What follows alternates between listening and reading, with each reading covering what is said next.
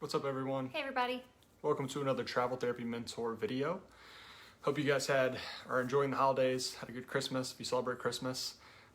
We had a great time here in Virginia. It was nice to be home for the holidays for once. A lot of times we're traveling and we're away, but it was good this year. Tonight we're going to be talking about interview questions. So we strongly believe that the reason a lot of travelers have a bad experience with travel therapy is they don't go into it prepared, they don't ask the right questions in the interview, and they get put in bad situations. That's the majority of the time, I would say. Maybe 75% of the time when someone has a bad experience, I think it's because they didn't put in enough preparation up front. So interview is crucial. So we want to talk about going into the new year. We've had a bunch of people reach out that want to start traveling in 2021. We anticipate the travel market getting better. It has gotten better through the end of this year. We think that will continue into the beginning of next year. So we want to talk about interview questions, and hopefully you guys can be as prepared as possible going into your next travel therapy interview. So Whitney's going to introduce us, and I'm going to get this video shared in a few different groups. All right, hey everyone, thanks again for joining us. My name is Whitney Aiken, I'm Jared Cazazzo. and we are both traveling doctors of physical therapy. We are the faces behind Travel Therapy Mentor. Many of you guys may have tuned in the past for our weekly videos. For those of you guys that have joined us before, welcome. Thanks for tuning in tonight. And if you are new, welcome as well. We're glad you decided to join us.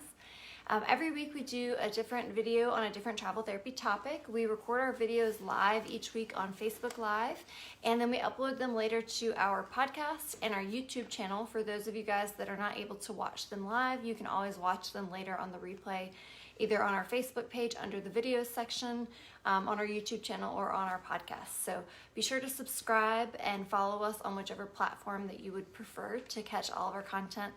We try to bring you guys information on each and every topic that we can think of to help you with your travel therapy career, whether you guys are just getting into travel therapy or if you are a current travel therapist. We often have topics that can help you along your journey as well. So for those of you guys that are tuning in live, we would love if you'd say hello in the comments and let us know who you are. Let us know if you're a current travel therapist, if you're someone who's thinking about doing travel therapy, if you're a student who hasn't graduated yet. Just say hi in the comments and let us know who you are. And we'd also love if you would give us a thumbs up on the video on whichever platform you're watching on. So that way, you can let us know if you liked the video, if you learned anything tonight, and also feel free to share this information with anybody else if you think they could benefit. As Jared said, he's sharing our video in a couple more groups so that more people can tune in with us live. And we'll get started talking about travel therapy job interviews so that you guys can be prepared for your job interviews. Yeah, we'll do our best to try to keep this one brief. This is a topic we've made a video about probably a year and a half ago, and then we also wrote an article on this. So we'll try to keep it brief and cover all the highlights. Hey Allie, hi Kim, hi Armand, hi Jennifer, hi Michelle. Thank you guys for joining. Again, just drop us a comment below. Let us know who you are. All right. So talking a little bit about kind of leading up to a travel therapy job interview, how the process works. If you're new to travel therapy, you may not understand how this whole thing happens. So you'll be submitted to jobs by your recruiter. So throughout the whole process, you'll have a couple of different recruiters submitting you for multiple jobs. When the travel therapy job market has been a little bit better, usually you'll almost always get an interview when you submit for a job. However, this past year, the job market was a lot more competitive, so you didn't always get an interview because a lot of times the other applicants beat you out, but hopefully you'll get an interview for a job that you were submitted for. And typically it's going to be a phone interview. So your recruiter will let you know, hey, they want to interview you. When's a good time and date for them to call you? You should be expecting a call from so-and-so at this time, and they'll set up a phone interview for you. Yeah, now most new travelers, when they hear about phone interviews, they're nervous about it. They think this is going to be, like a traditional job interview, and that's understandable because, some job interviews can be scary. The difference with a travel therapy job interview and a permanent job interview is usually the travel therapy job interviews are way more laid back in our experience. And a lot of times you have to be the one asking a lot of questions to them about the facility. And that's why it's so vital to be prepared and have a list of questions that you can ask. And even when you think that you know what you're going to ask, you'll remember all of it. Even after 5 years of traveling, we still write down all the questions we want to ask just so we don't forget anything. So usually these interviews, it's not going to be a situation where they're going to ask you a bunch about your skills and that kind of stuff. Usually they're trying to get you to come to the facility. That's probably 90% of the time that's how it is. I've only, in my entire time traveling, had one interview that was like a legit interview where they were asking me questions that were difficult, that made me uncomfortable. All the other ones have been me asking them questions to try to see if it's a good fit for me. And that's how most travel therapy job interviews are. So always go in prepared with a list of questions that you're going to ask and make sure it's a good fit for you. Yeah. Out of 5 years of traveling, Jared had one interview where they asked him kind of difficult interview questions, and I also had one where they asked me a few questions. Really not that difficult, but in my interview, they just kind of wanted to see if a little bit about me as a person. They asked what types of continuing ed I like to do, what areas of practice that I'm most interested in, what kind of books I was reading at the time. They just wanted to get a feel for the type of person I was. And that was really the only time I felt like I was asked a lot of questions. In Jared's situation, his was one of his very first job interviews when we were new grads. And that was actually one of the only job that we ever interviewed for that we didn't get an offer for, because at that time that facility was looking for someone that had a little more experience. And this would have been our first job out of school. So that's why I think Jared got a lot of difficult questions on that one interview. And I think that's going to be the case for a lot of new grads right now towards the end of 2020 and the beginning of 2021, because the job market has been a little more competitive. I think that's the only circumstance in which you're going to feel maybe a little bit more grilled if you don't have quite as much experience and the job is a little more competitive. Whereas the majority of travel jobs, even if you don't have experience, if they're not really competitive, they're really still dying for you to come, because his next interview as a new grad, still no experience, they were begging him to come there and not asking him any tough questions at all. This was back in 2015. Yeah, and you should always go into any of these interviews prepared for prepare for those difficult questions, but expect that you're probably not going to get those, and that it's going to be more you interviewing them for the job. Yeah, so right now, with the way the job market has been, definitely go into it prepared to talk about yourself, to sound confident, to express to them why you are a good fit for the job, whether that's your experience with work history or your clinicals. Be prepared for if there are any of those questions like, tell me a time in your practice when, ... all that sort of thing. If you're concerned about something on your resume, like if you're concerned that maybe you don't have the strongest resume for this job, maybe get some talking points like, well, I have taken, these continuing education courses and these types of things, but I promise you that the majority of the time you are not going to have to use all those things that you prepared for. Most of the time they're just going to quickly ask you a little bit about yourself. Then they're going to say, do you have any questions for me? And then they might tell you a little bit about the job, and then they'll probably say, when can you start? Yeah, and just for interviews in general, a manager, a lot of times they're looking for people that have initiative. They're looking for go-getters, so anything you can say that makes you, highlights your attributes and shows that you're trying to learn and better yourself, that's always going to be important in an interview. Yeah. And, a lot of people ask us, will it make them stand out if they have additional certifications, things like that? Sometimes yes, but honestly, a lot of times no. You need to look at it from the facility's perspective for a travel job. What are they really looking for? Honestly, most of the time they're looking for someone who can start as soon as possible, because they probably need somebody there yesterday. They probably need somebody who really and truly can start as soon as possible on the date that they need you. As long as you meet the minimum qualifications and you can start when they need you, you can work the durations of the time they need you. That's the big thing they're looking for. So when it comes to being competitive during a job interview, part of it is, can you meet the qualifications that they set forth? Like, can you start when they need you to start? Do you already have the license in hand? Can you work all the days they need you to work without being too picky and saying, well, I need to be off for this wedding and I need to be off for this? Of course, a lot of times you can ask for those things, but if you're somebody who's worried about not being able to get a job, the more that you can check the boxes they need you to check, start when they need you to start and all that, the more likely you are to get the job. Yep. Okay, so with that said, as Jared mentioned, it's really important that you guys go into these job interviews having a list of questions of your own to ask them, because sometimes these interviews can go really fast and they'll be trying to convince you that it's a great place and asking you when you can start, and you might be really excited, like, well, they want me and it sounds all right, so I guess I'll take it, and it can kind of just go quickly. And if you don't write down the questions, you'll forget to ask. You'll end up getting off the phone and then being like, crap, I don't know anything about this place. This has happened to me a couple times. I'm never as organized as Whitney is. She's always very organized. I've learned my lesson now, but there's been several times where I go into one of these phone interviews, I get excited, everything sounds good, I think the facility sounds good, and then I don't ask all the questions I need to ask. And then Whitney's like, well, what did they say about productivity? I'm like, yeah, okay. So yeah, go in with a list of questions, and that will really help. And the reason why this is really important, it's important for any job, but especially a travel job, is you might be moving all the way across the country or across the state. You might be uprooting your life to move to a place. You're going to have to set up housing, do all of this to go to this job. And if you do all of that and you get there and it's awful, you're going to be in a really bad situation where either you have to quit and leave because it's awful, or you just feel like you're stuck there and then you're miserable, but you don't want to leave because now you've driven all the way to California or whatever it is. And now you're like, I hate this job, travel therapy sucks, it's the worst. But maybe if you had come in more prepared and asked the right questions, you would have turned that job down if you'd heard the answers that you needed to hear. Exactly. And that happened with us when we were looking at making a big move to Arizona. There was an outpatient job we were interviewing for, and the guy was just real quick in a hurry to be like, yep, it's great. When can you start? And we were like, well, hold on. And we asked a bunch of questions. Turned out it was a terrible clinic. That was about 2 years ago.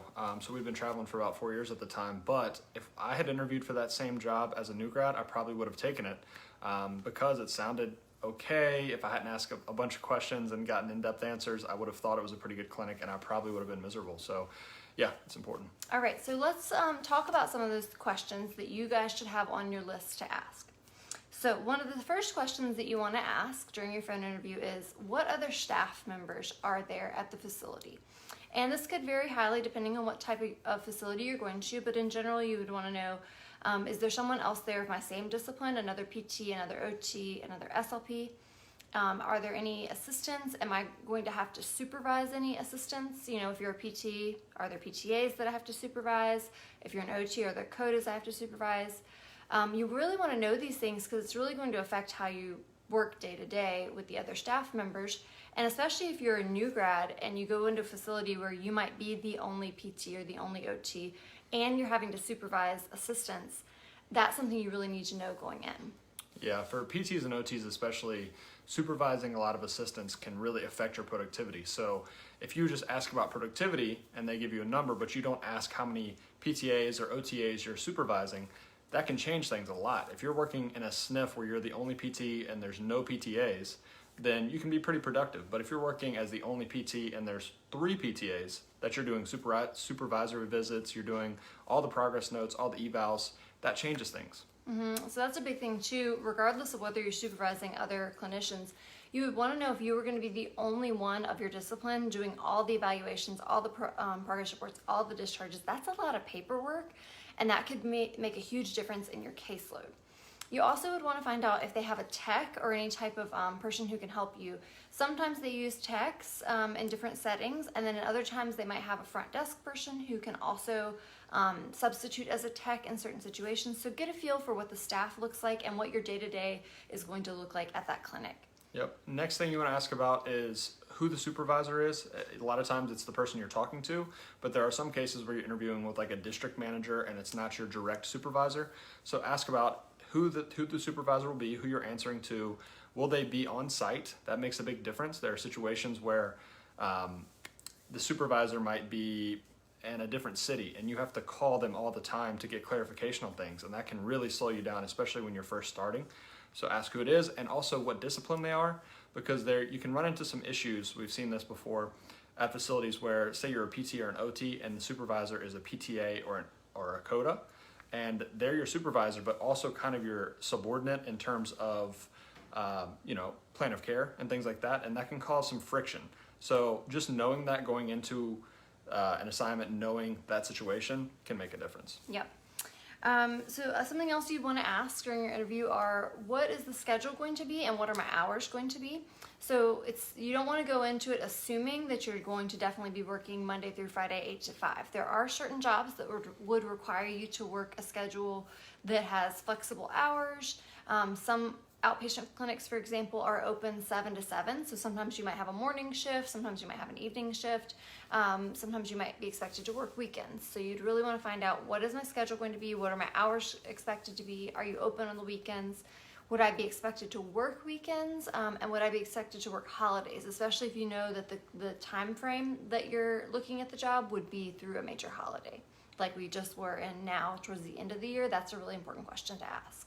Yep. Next, you want to ask about the caseload or the productivity, and sometimes those go hand in hand, depending on what setting you're in. So, skilled nursing, usually that they talk about that in terms of productivity, whereas an outpatient clinic is talked more about caseload, like how many people you have scheduled per day, those kind of things. So depending on the setting will change how you ask the question, but knowing what their expectation is in terms of patients per day or productivity percentage is very important. That's probably the number one question, to be honest. Absolutely. So depending on which type of job interview, which setting you're going into, I would tailor the questions that you write. So for example, if it's outpatient, how many patients am I going to have per day?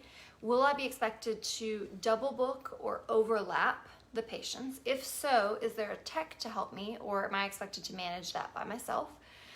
You would want to know, what's the length of an evaluation? Is it an hour? Is it 45 minutes? What's the length of a follow-up or a treatment appointment?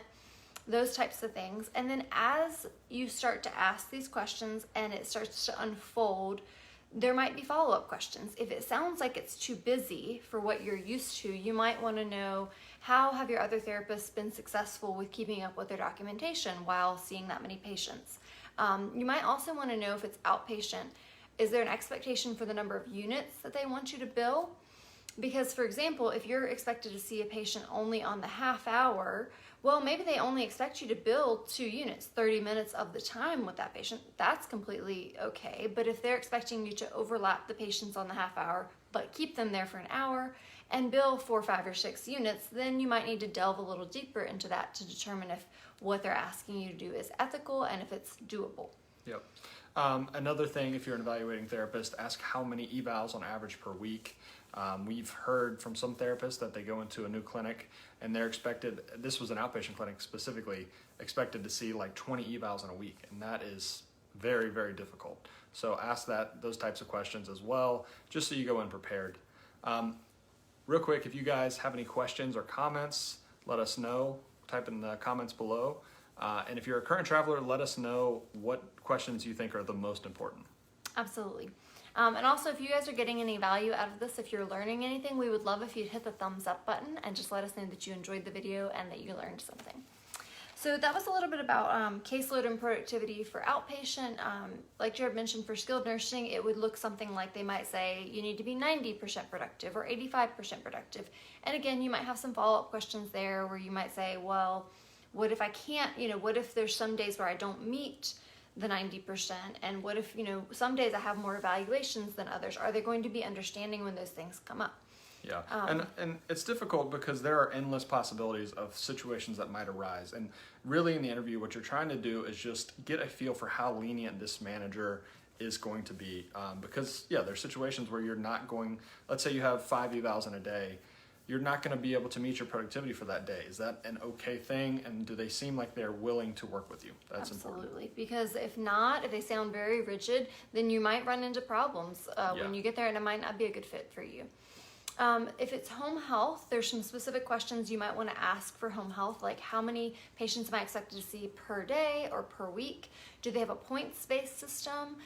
Typically, they'll assign a number of points or a value to an evaluation, a start of care, a treatment, a discharge, and kind of get a feel for whether or not the number of points or the number of patients per day and per week sounds reasonable. Yeah. You would also want to know for home health what the driving radius is. So you want to know what the traffic is like in the area and how far you're expected to drive outside of the home office to see if that's going to be a reasonable distance for you to cover in a day. And then, other settings like acute care, you might want to know how many floors you're covering, those types of things, how many patients you're usually supposed to see in a day, if they're assigning any kind of points value or productivity to the number of treatments and evaluations you do, etc. For school, it might be how many kids do you have on your caseload, how many different schools within the district are you covering, is it all in person, is it telehealth, you want to get a feel for what the schedule and the caseload looks like for whatever whatever the setting is, excuse me. Yep. The next thing you want to make sure you ask about, vital question, is what is the orientation process, or what is the ramp up like? This is especially important for new grads that are going into a setting where they might not be as comfortable. Every new grad's a little uncertain going into their first job. So asking about, is there an orientation process? Do you get a day or two to get familiar with the clinic or with the facility? Or is it a situation where you're supposed to just come in and have a full caseload your first day? That might sound crazy, but that definitely happens in the travel world, where you'll get there, they say, okay, your first patient is here, see them. And that's a very tough situation to walk into, especially if you're not an experienced therapist. So make sure to ask the question, is there a ramp up period? Is there an orientation? What is it like? What's the first week gonna be like? Just ask that question. Mm-hmm.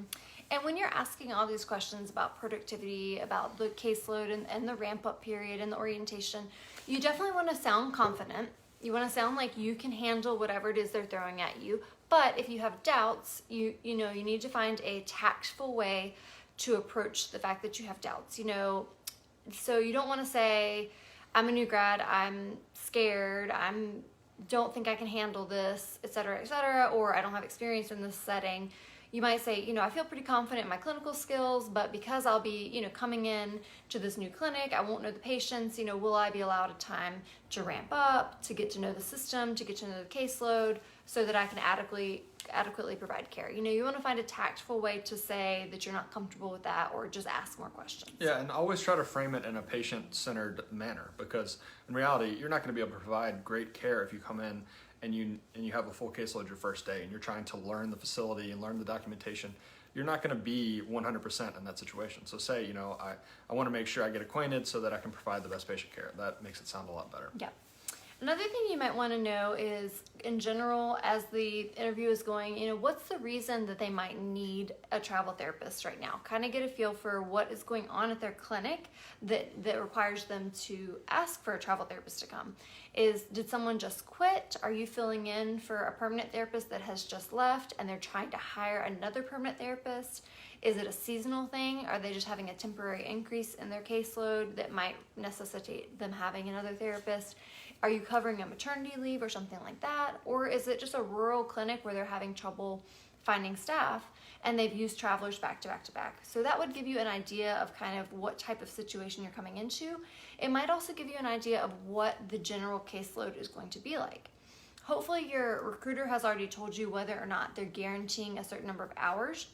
So if it sounds like on the phone that it's an extremely busy place, there's probably no doubt that you're going to get 40 hours. And in some cases, if it's a really busy clinic, you might actually be going over 40 hours. So that might be a situation where you need to ask, if I go over 40 hours, would I get overtime?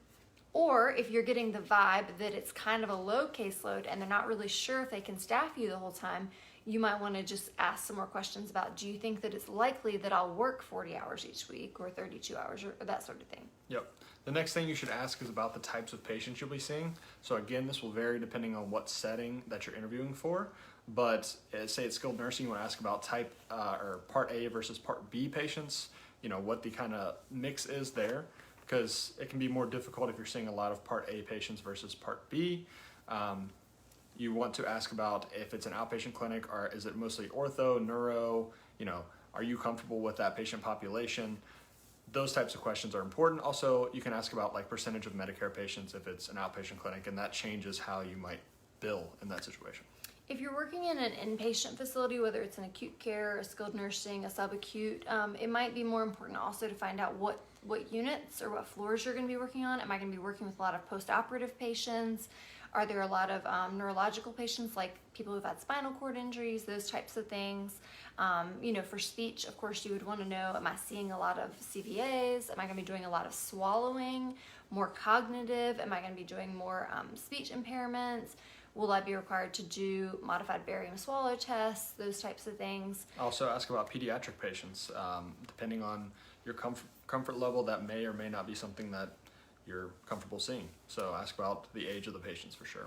As you're getting a feel for the type of facility, if it is an inpatient facility, you might want to know if the size of the facility, the number of beds that they have, and again, the number of floors that you might be covering, to see if it's some huge hospital or huge skilled nursing facility where you're going to be running all over the place. Is it a small building where you're going to only be on one floor or one hallway?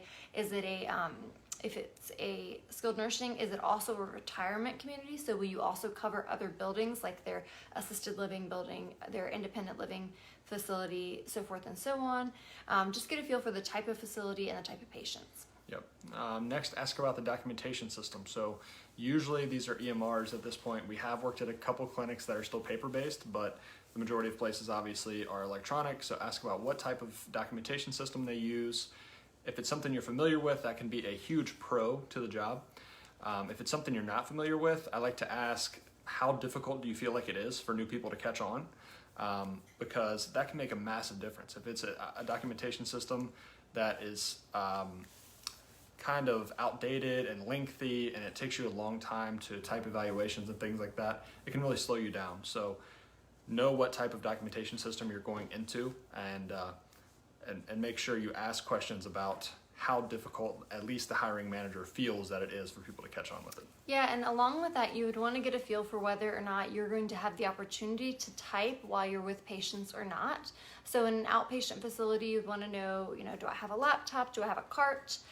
Is it usually pretty easy? Do your therapists that work there usually have a pretty easy time documenting while they're with the patients? Is it usually something where you find, like especially if the person you're interviewing with also does evaluations, can you usually get the evaluation typed while you're with the patient, or are you having a lot of paperwork to follow up with? If it's an inpatient facility or home health, you would want to know, are they providing you with a laptop or a tablet that you can take around with you? We've worked at some skilled nursing facilities where you could not take your laptop or your tablet with you to any of the rooms, so you had to come back and sit down at the computer in the therapy room to type, so that really made it difficult to be able to do any kind of point of service documentation.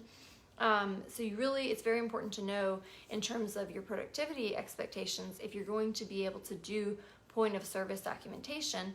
With this, you want to get a feel for if they're going to say anything about you working off the clock. Because we've actually had some situations where the manager was like, it's okay if you don't get all your notes done. You can take your laptop home and finish them at home. It's fine. Yeah. But what they're implying is that you can go home and do it off the clock, which means you're going to be working overtime without getting paid for overtime. Yeah, that's a big red flag. Yeah.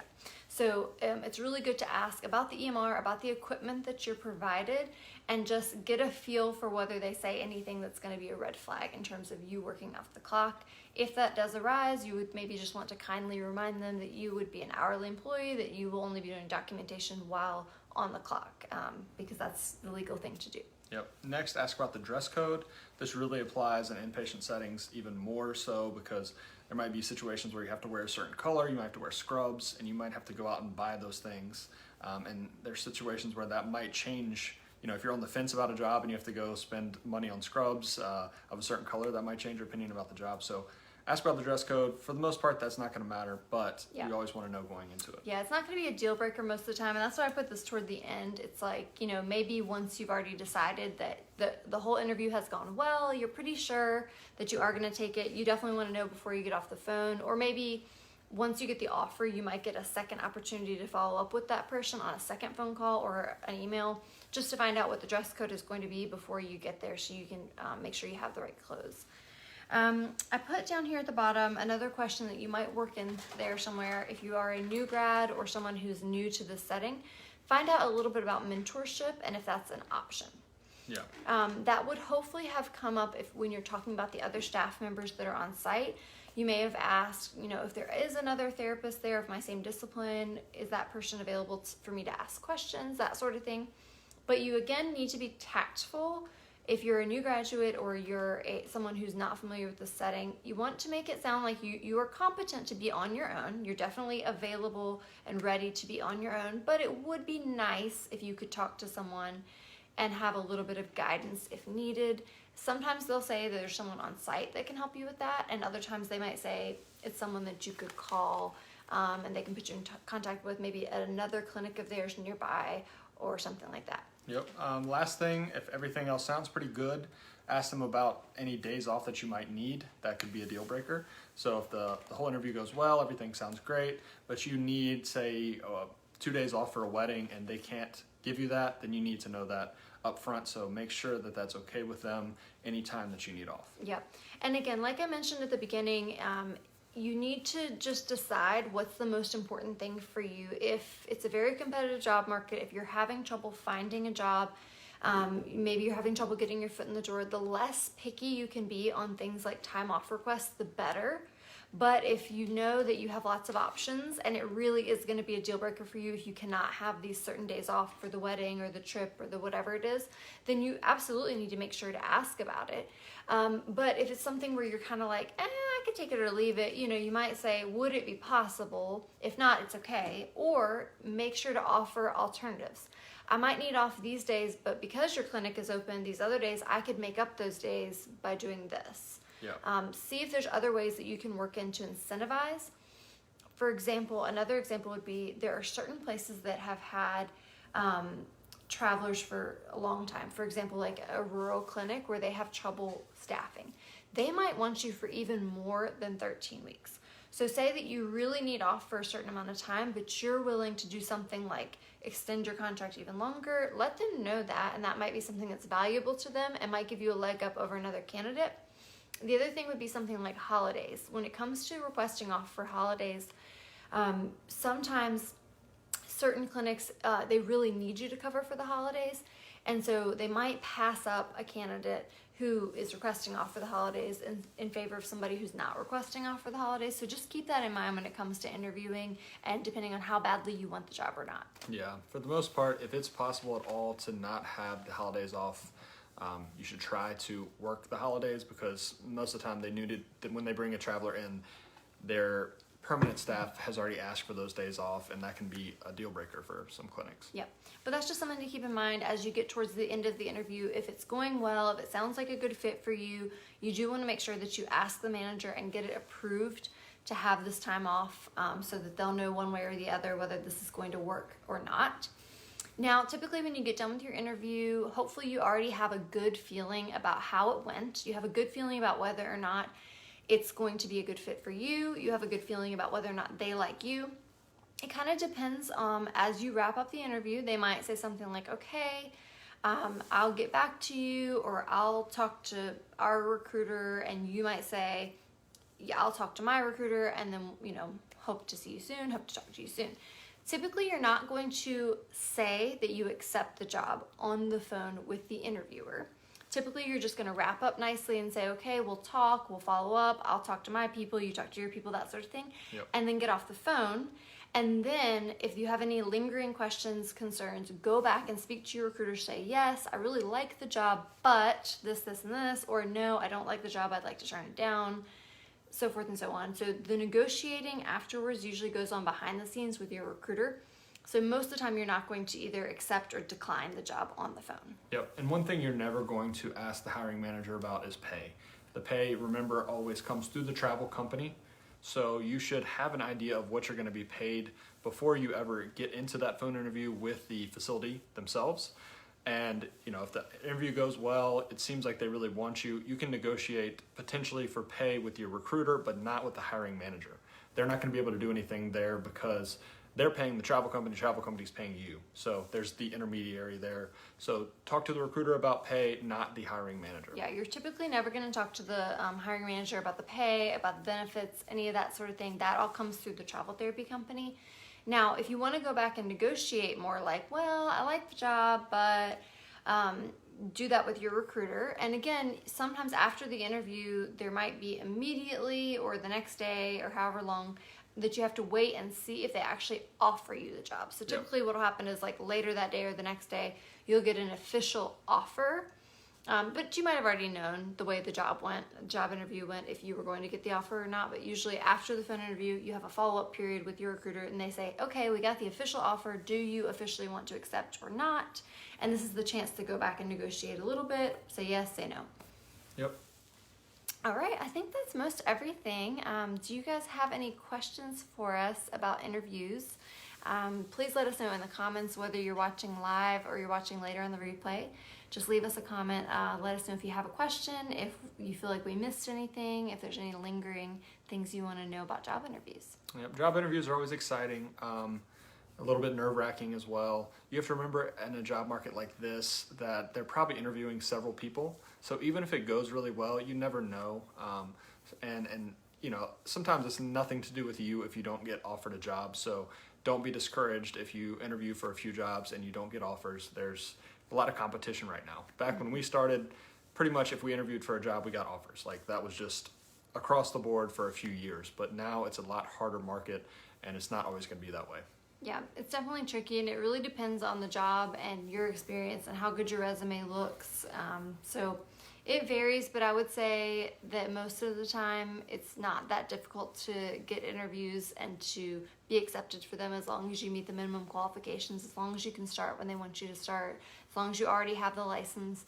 But unfortunately, yeah, like Jared said, there have been more people, I would say this year, especially new grads, that have not gotten an offer or not gotten an interview at all.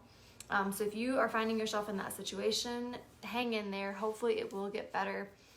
Some ways to, open up your options would be to get more state licenses, only apply for jobs in which states in which you already have a license, only apply for jobs where you meet the minimum qualifications and you can start when they want you to start, because that is really going to bump your resume up on the list if you can start ASAP, if you can hit the ground running, and so forth. Yep. All right. So we'll see if there's any questions. Rosa says, great session. Thank you. Thanks for watching, Rosa. Thank you guys that tuned in. If there aren't any questions, we'll wrap up. All right, guys. Hope this was helpful. Again, if you have questions, feel free to leave them later in the comments, or you can send us a message on Facebook or send us an email. Yep, please like this video. It always helps more people see it and helps us out. All right, have a good night. Take care. Have a Bye. good week.